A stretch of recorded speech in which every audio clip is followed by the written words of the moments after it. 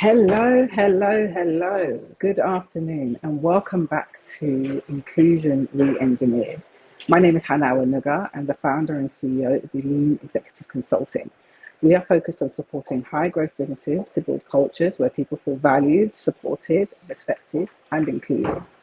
So I'm so happy to be here again. We've been doing this now for the whole year. So it's really, really exciting to be able to come to you and talk to you about some really, really important topics. So today, what I really want to do is explore this idea of data from an inclusion perspective, but also from a business perspective.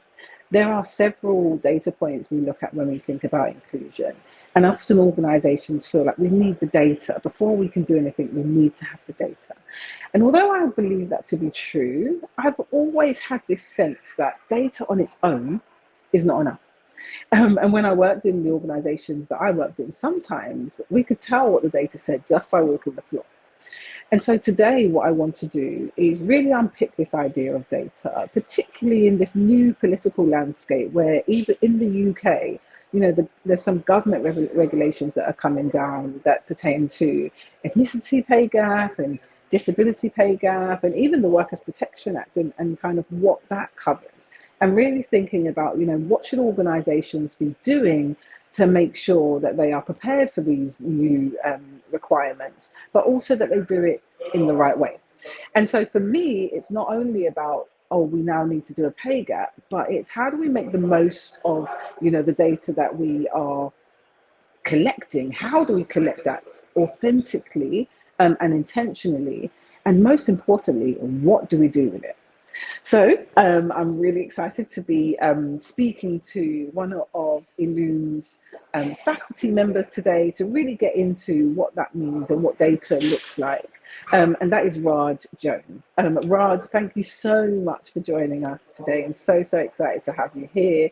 We've had some interesting conversations about data, so I'm really excited to kind of get into that with you and speak more about actually what organizations should be doing in this space.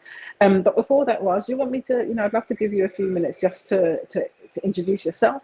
And then maybe, this idea of what we need data, we need data, we need data. Like what does that mean to you? And then we'll get into the conversation. Thank you, Hannah. Thanks for the invitation. Delighted to be here today. Hope everyone's well. So, as Hannah said, I'm Raj Jones.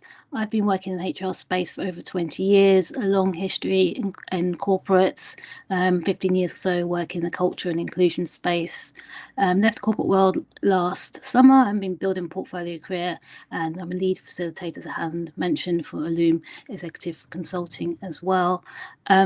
I'm a big fan of data. I love data. I'm not going to deny that. I think data is really powerful. I'm a big believer in what gets measured gets done. So I think data drives accountability, absolutely. But I do think data has limitations as well. So I think, data is good to collect. I think when you dive deeper into data beyond representation, it can really unearth some patterns, some issues, some trends that give you a license to then go and look deeper at what's going on in an organization. But data on its own, in isolation, doesn't measure inclusion. It just gives you a snapshot at a point in time. Now, inclusion lives in an organization's everyday behaviors and actions, and no dashboard can give you that. Data is a lagging indicator as well. It doesn't give you real-time insights. So I absolutely firm believer data has a place, a strong place, but only tells part of the story. Yeah, absolutely. And I love it when we talk about this because I do know how much you think data plays such a critical part. And I agree with you. But actually, there's so many steps before you even get to the data. And so sometimes when I speak to organizations, there feels like there's this entitlement to data without doing the groundwork.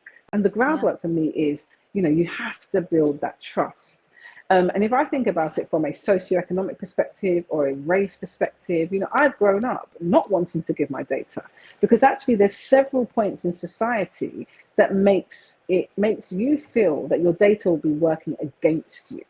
People often don't want to tick that they are a Black professional or that they have a disability when they're applying for a job. Not because they're ashamed of it, but because they are worried about the impact of them disclosing. And so to me, before anyone ever does anything around collecting data, you have to build the trust. And so, before we go into the data, and I love speaking to you about it, because we kind of tussle a little bit with it, which is great, right?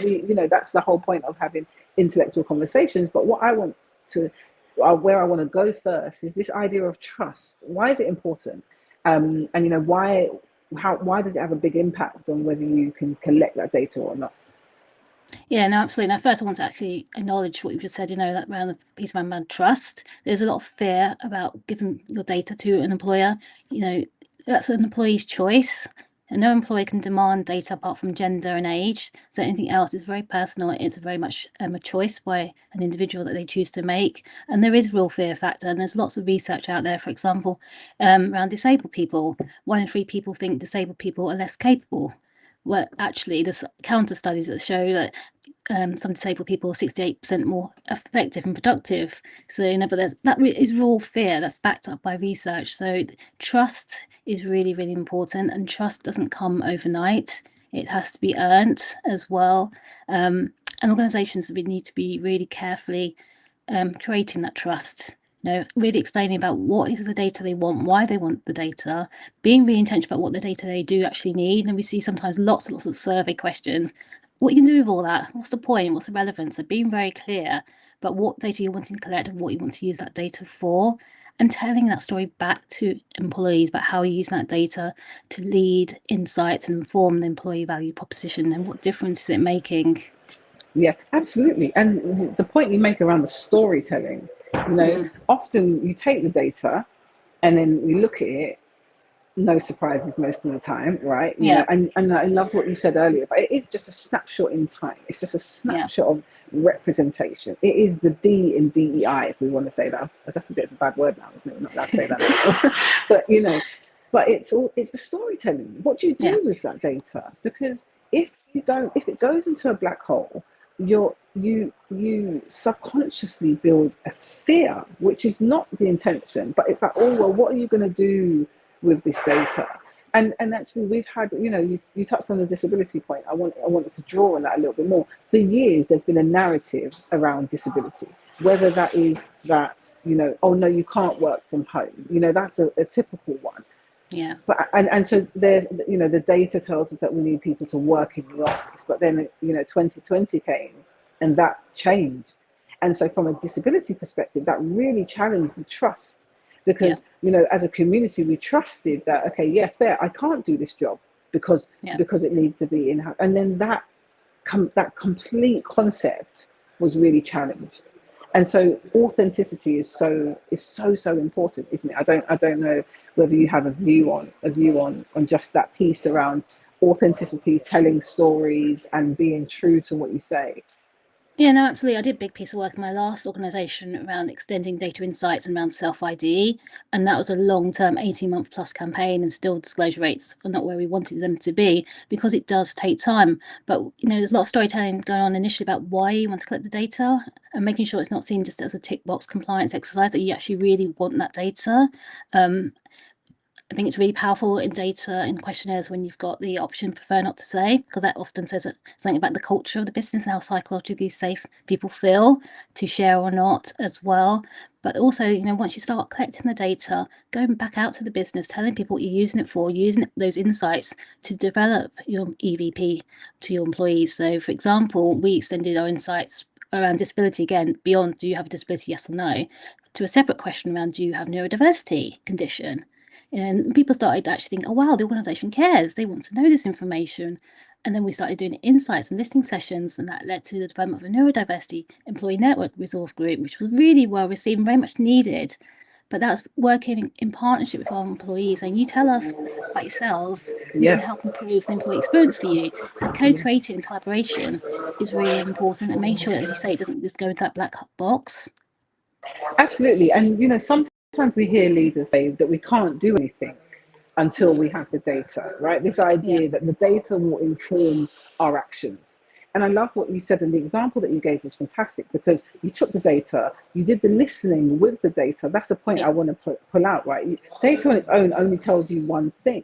You Yeah. need the context. You need the added layers. You know, when an organization says this is a random data point, we've increased our representation by 50%, female representation at senior board by 50%. Wow, 50% is amazing. We went from 3 to 6. Different Yeah, it's context, right? different context, but it's also about, it doesn't tell you actually what lived experience is like. Yeah, What is the yeah, yeah, day-to-day yeah, behaviours? What's been yeah, tolerated? What's not been tolerated? Who's getting the stretch assignments? Who's not getting the stretch assignments? yeah, It exactly. doesn't tell you any of that by looking at data in No, a it dashboard doesn't. once every 6 months. So what's your thoughts then on this idea of we can't do nothing until we get the data?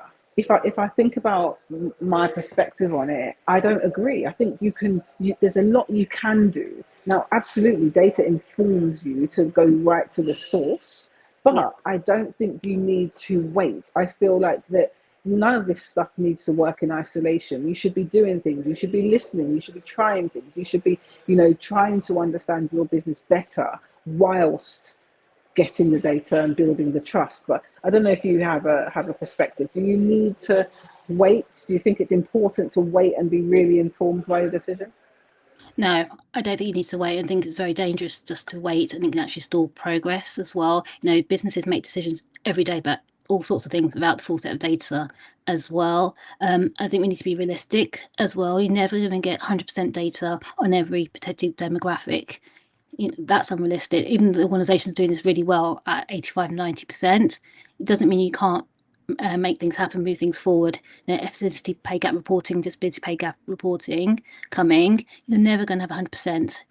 70% plus is what's seen as good disclosure and good analysis, but you can still do things internally to get ready for those kind of things, and build that trust. I think it stalls progress by Yeah, waiting, yeah. and then nothing will happen. And what do you think we can do? Tell us some of them things. What do you think are some of the, like, what are two, three things you think an organization can do whilst in that process? I think it's going out and sharing the data, but also listening sessions, understanding what's going on behind the data itself is really important. You've got employee resource groups. They're ideal to be your champions for this. So they can help you have a wider reach into the organisation around data and insights and why it's needed. But also it's looking at, don't look at data in isolation either. You need to have that intersectional lens to it as well. So if you're a Black woman or a woman of colour, you face a double glass ceiling. We know that. So I think just not relying on data in isolation, as binary as well, it needs to be intersected as well. So robust pay gap reporting needs to look beyond just gender alone, ethnicity alone, disability alone. It all needs to intersect as well. But working with the business to co-create solutions, understand lived experience, you know, Yeah. and also not treat it as a compliance exercise. Don't just do things like pay reporting once a year at the deadline and then forget about it for a year. It needs to be something you're actively looking at, refreshing, using to inform insights around performance, pay, etc. on a regular basis. It needs to be a live tool that you're using to help inform and drive inclusion in your business. I completely agree. And, when I've done the pay gap reports before, if you're doing your pay gap report in January for that Mm. same year or for the year before, you're already too late. There's nothing you can do. You're just Year's producing gone. a report. Yeah. You're not even able to inform any decisions. No. And so, one of the things that I remember discussing at board was just how do we keep this on the agenda at least every quarter? How do we revisit these numbers? How do we make sure that this is a live conversation? And so I'd really encourage you that, absolutely, it's a mandatory regulatory requirement. You have to be in, governmental requirement, in April. We know that.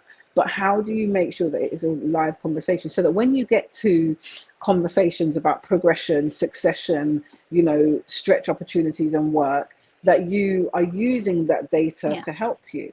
And I think it's important to say that, it's not that behaviors are, we need to remember that you don't want to do anything that drives the wrong behaviors. So you're not using the data to make your decisions, No. to influence your decisions. What you're doing is saying, right, okay, how do we make sure that our senior representation is more representative. And then you go back to your performance metrics, you go back to calibration sessions, you go back to who's getting the stretch opportunities. You really dig into your business, as opposed to saying, oh, we need a woman there, or oh, we need a black person there. This is what we do at Illume, right? It's going into the system and thinking about, how do we drive systemic change? How do we drive cultural governance? We use that as a language at Illume, which essentially is just, how do we ensure that the way you treat business objectives and client acquisitions and business growth, you treat culture and inclusion in the same way? And we're building that framework, and we're excited to kind of evolve that. So you mentioned the ethnicity and disability pay gap coming down the line. This year it's been announced that it will be in 2027 there'll be a mandatory requirement. Do you think that's going to work? What do you think about that? And I'm really here for it, but okay, yeah, I knew you'd have something to say. I'm here for it. I am absolutely here for it. I was early adopter my last business for ethnicity pay reporting. Big believer in accountability and transparency drives progress. But let's also be realistic. We've had gender pay gap reporting for nearly 10 years now. What has realistically changed? Not a lot. Okay. And that. Okay, so look, I feel like we are our own worst critics, right? Yeah. And we very easily say not a lot. But I would argue that although we haven't seen significant progress, if we look at in 2017, when there was the target of 30% women on boards, we have achieved that, right? So although it's a one type of woman, we have the conversation all the time. When we talk about women, we often are talking about white women. So I definitely want to acknowledge that we have made progress. I think we're quite hard on ourselves. I do think that it was things like the gender pay gap and the kind of governmental targets that drove that progress. Is it fast enough? No. Does it encompass all women? No. But I suppose I just want to say that, Raj, because I think we have had some progress. Yeah, we have some progress. Is it enough? I don't think so. I think, and there are some organisations, to be fair, like you said, doing really well in this space. But there's too many still treating it as a compliance exercise. And I think with the introduction with gender action plans, and that will extend to disability and ethnicity, that's going to really help actually underpin what is going to change, so that will help organisations to really get under the bonnet and look at what is the systematic barriers that's causing these gaps in the first place as well, and do some of that deeper work that's needed. So I'm in favour of reporting. I think it's the right thing. I think with action plans alongside it, it's really going to help drive the action that we need to see more consistently that we've not yet had with gender pay gap reporting. Yeah, no, I agree, and I'm really happy that they've introduced action plans. We were doing action plans. I set up the first ever gender action plan at Knight Frank last year. That was because I knew that data on its own doesn't do anything. Actually, people want, especially when your numbers are not where you want them to be. People ask questions. Okay, well, you've displayed these numbers. What does that mean? What does that, what are you going to do about it? And so I'm really pleased that actually now the introduction of action plans are important. I would say accountability is critical. So, who is responsible in your business for that action plan? That action plan can't just be, a one-page document. It needs to be a live and owned document. by the business. Yeah, absolutely. Everyone feeds into it. Exactly. So look, we focus on kind of high growth businesses, right? So over 200 staff up to 10,000 staff, right? That's really our sweet spot, even though that's a very vast range. What do you think, if we think about our businesses that are at that 250, 300, 400 staff range, right? They probably don't have the resources of like the bigger organizations. What do you think they can do, as they're growing, to really stay on top of this from a trust perspective, but also data collection perspective? Yeah, I think first of all, must be very intentional and build it in to your growth plans. Don't think it doesn't apply to us now for those less than 250 and wait till you do reach the threshold. Be very intentional. And you've got, as a startup, a great opportunity to set the culture you want from the outset rather than trying to retrofit it later. So I think being very intentional, and you've got that opportunity as well. I think there's also a level of responsibility. You're going to be the businesses of the future as well. So how can you play your part in shaping a more fair and equitable society as well? employees are more likely to give their data when they join a business rather than later. So, build it into your processes and practices now to start collecting that data. You don't need to wait for legislation to do internal audits and pay analysis. Start getting to good discipline now. Start thinking about what is your data telling you. Do that deeper dive and start working on where you may have gaps, or what you can do to address those gaps, and really think about it from a systematic theme. Now, what's the systems? Whose voice is getting heard? Who's getting filtered out? Who's leaving the business earlier than they should be? So really doing that, some of that deeper work, and sharing responsibility, because lots of parts of the business will feed into this work Yeah. as well. Yeah, I completely agree. And that's why we work with that kind of real high growth businesses, because we see the opportunity, right? The opportunity is great. The opportunity to embed inclusion and culture into your systems from that growth state is just really, really powerful. People often say to me, the Inclusive Foundation program is a 3 month, 6 month, or 9 month intervention. And people say to me, Hannah, you can't solve inclusion in 3 months. And I'm like, yeah, go figures. We know, we're not trying to solve inclusion in 3 months. But what we are saying is, as a growth organization, we can help you embed inclusions into different touch points in your organization. So as you the grow, infrastructure. Exactly that. Thank you. That's our buzzword. Thank you. So yeah, it is, isn't it? It is that. It's how do we embed it into the infrastructure? What would you say to that? Yeah, I think that's absolutely, my last organisation talked about it being baked into the DNA, is how we do business. Because, if you've got engaged employees who feel they belong, you're going to be more successful as a business. But if you design it from the outset, it then comes part and parcel of how you do business. There's no arguing with that. And then everyone benefits as well. So the framework is very intentional, deliberately so, because it really does achieve what it sets out to do.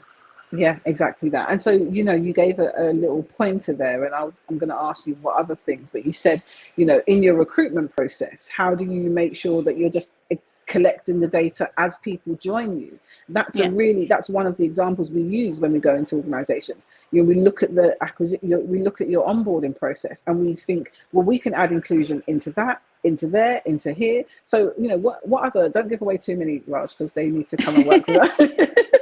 They need to come and work with us. But what are one or two other things that organizations can do to really plug, especially this data point, plug the trust into the system? I don't know if you have a view. Yeah, absolutely. I think it's understanding where are people falling out of the system and why. So your data will give you the insights, but the listening will give you the reasons as to why as well. So that's really important, because it is systematic, who's getting filtered out. So really understanding, what is progression looking like, who's on the succession plans, who's not, how reflective is it of your demographic you're targeting as well, and what are some of the barriers. I did some lot of work in my last organisation again around ethnicity and improving ethnicity representation. And for our first line manager program, you needed to have a level and grade C for maths and English. If you're a foreign national, you're not going to be educated through the school system. So you need to do some of the deeper work to really understand the barriers to then be able to address them. Yeah, no, I completely agree.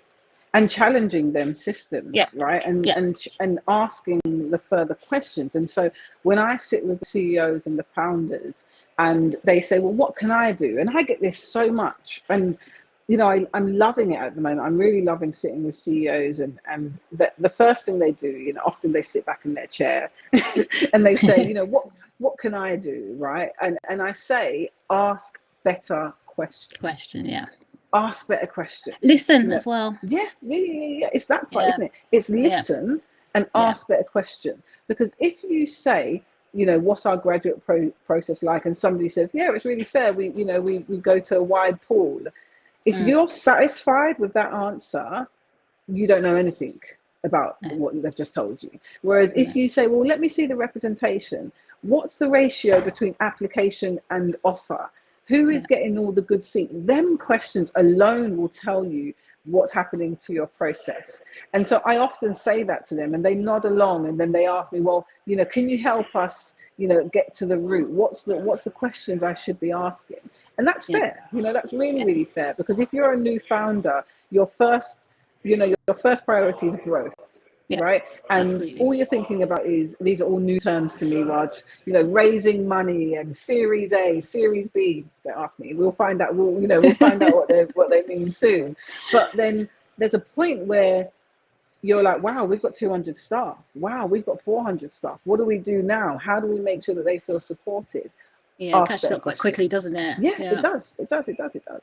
So look, Raj, me and you could talk about this, you know, forever and ever and ever. I suppose, going back to this point around trust, let's look at it from two lenses. Why should organizations collect it, and how do they build trust? That's a fire question for you. And then to the staff, Mm, just let's address that actually some people who might be listening might not be comfortable to share their data. Why do we want to tell them why it's yeah. important for them to share their data as well? Yeah, I think organizations want to collect data. They need to be very intentional about what they want to use the data for and communicate it as well. Don't let it go into a black box. Use that data and that insight to help inform and educate and improve your EVP for your employees. So really use that as an insight. I was trying to think of the word, think about it, but don't just rely on data itself. You need to go deep and look at a lived experience. I think in terms of employees, I get the trust element, but ask what the data is going to be used for. You've got a right to ask that and ask about how it's going to benefit you if you do give that data as well. But also, just have some trust that the organisations are asking, because they really do want to know and use that information in an insightful way. And it's not going to be used. I think there's a lot of fear comes from, actually, will it be held against me? Be it promotion, development, etc. as well. So try and just unpick some of that and Yeah. not have some more trust and faith in the system. But it's a valid fear. I don't want to glaze over that. It's a Absolutely. valid No. fear. And so, the call to action to the leaders of these organizations is, how do you ensure that it is not going against you? And that is Yeah. why we do a lot of leadership development, isn't it? Because there is a requirement that we all have bias. Yeah. No one is exempt from having bias. It's inherent in us. And so Yeah. that fear of, will this be used against me, is a very real fear. And I know people that it has worked against them. And so I do think that there's a real obligation from organizations to help people understand that, get leaders to understand this fear, so that they can be more intentional about their leadership. If you've got a panel, if you're doing interview panels and they're, all white men, right? Like, and I don't like to use that as an example, or all white women, or, all black women, like any type of continuity where there is no diversity can Yeah. bring bias. Yeah.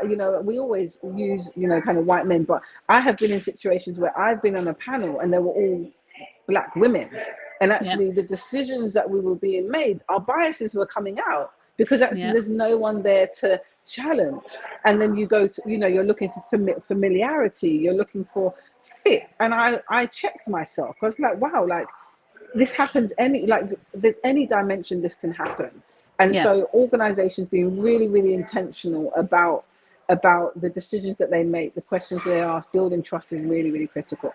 Yeah, and organisations are fearful of getting it wrong and saying the wrong thing or doing the wrong thing as well. So again, psychological safety to kind of speak out loud. Things like reverse Agreed. mentoring. But especially in leadership, they don't have diverse networks necessarily. So how do you Yeah. diversify their networks? They are learning and open Mm. to challenge as well, and have that Yeah. psychological safety to learn. Because as a leader, you're expected to have all the answers. Yeah. You don't Yeah. always. You It's don't quite always a have the challenge answer. for them. No. Yeah. Yeah. And that's why we that's why I love what we're doing, because actually we are now holding that space for senior leaders Yeah. in our That development reflection. workshops. A lot of our development workshops require experiential journaling, really thoughts, kind of leadership. That's what we're doing with our senior leaders. And so, yeah, that space, we're now trying to create that safe space for leaders, so that they can ask the silly questions and we can support them through this journey. But look, we can talk forever.